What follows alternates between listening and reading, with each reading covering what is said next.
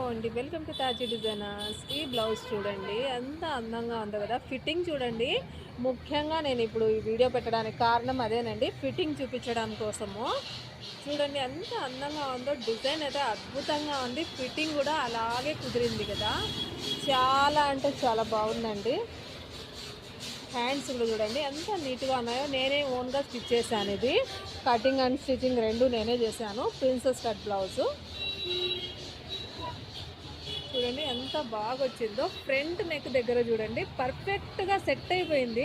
అసలు ఎక్కడే కానీ గూడ ఏమీ లేదు చూడండి.